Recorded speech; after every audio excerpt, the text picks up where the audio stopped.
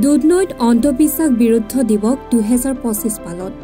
দেশৰ সাম্প্ৰতিক পৰিস্থিতিৰ ওপৰত লক্ষ্য ৰাখি ৰাভা হাছং স্বায়ত্তশাসিত পৰিষদৰ উদ্যোগত পৰিষদৰ সচিবালয় প্ৰেক্ষাগৃহত অনুষ্ঠিতভাৱে পদ্মশ্ৰী ডক্টৰ বিৰুবালা ৰাভাৰ প্ৰথম মৃত্যুবাৰ্ষিকী পালন কৰা হয়।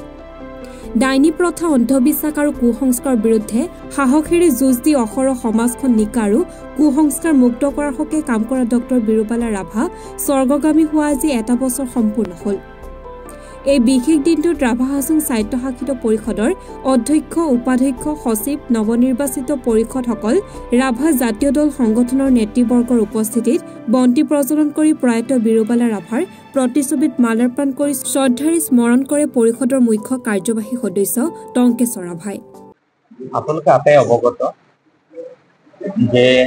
গোৱালপাৰা এখন অতি ভিতৰৰ গাঁৱত জন্মগ্ৰহণ কৰা পদ্মশ্ৰী ডক্টৰ বিৰুবালা ৰাভা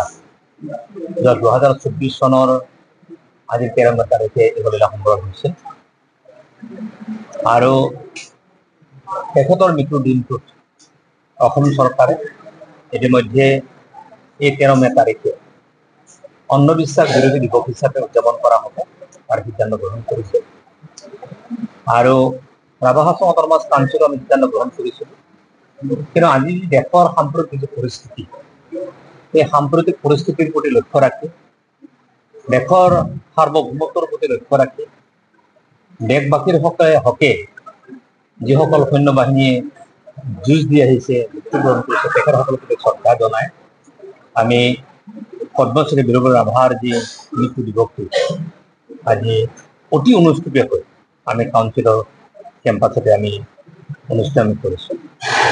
আৰু যি ধৰণে ডাইনীৰ সন্দেহত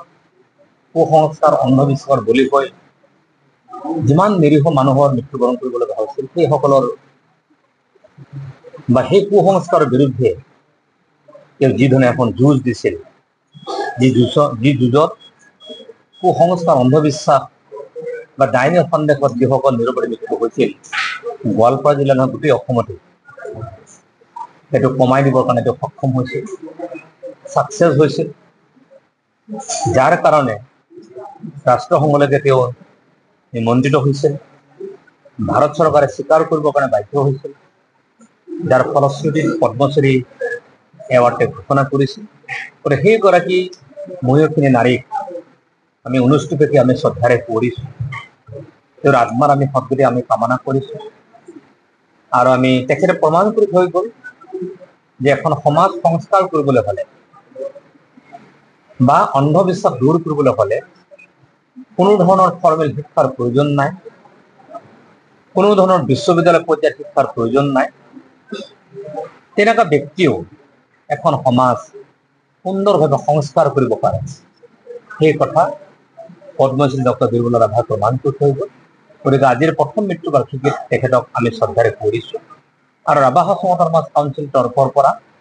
আমি তেখেতলৈ শত সহস্ৰ শ্ৰদ্ধাঞ্জলি প্ৰণিমাত জ্ঞাপন কৰিছোঁ আৰু নেদেখা জনচক প্ৰাৰ্থনা জনাইছোঁ, ঋষিবাৰ মই প্ৰাৰ্থনা জনাইছোঁ,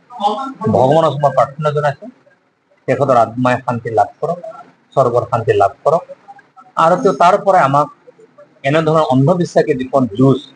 সেই যুঁজত যিসকল ব্যক্তি আজিও জড়িত হৈ আছে সাহস প্ৰেৰণা তেখেতে দি যাওক আৰু আজিৰ এই প্ৰথম মৃত্যুবাৰ্ষিকী দিনটোতে আশা প্ৰকাশ কৰিম আমাৰ সমাজত ঘটি থকা কুসংস্কাৰ অন্ধবিশ্বাস আটাইবোৰ যাতে আঁতৰি গৈ এখন ভাল সংস্কাৰক সমাজলৈকে যাতে ৰূপান্তৰিত হ'ব পাৰোঁ তাকে মই আশা ৰাখিছোঁ আৰু পুনৰবাৰ তেখেতলৈকে মই শ্ৰদ্ধাঞ্জলি জ্ঞাপন কৰিছোঁ। দুধনৈৰ পৰা নৱজিত ৰাভাৰ ৰিপৰ্ট, এনি ভাৰত 24।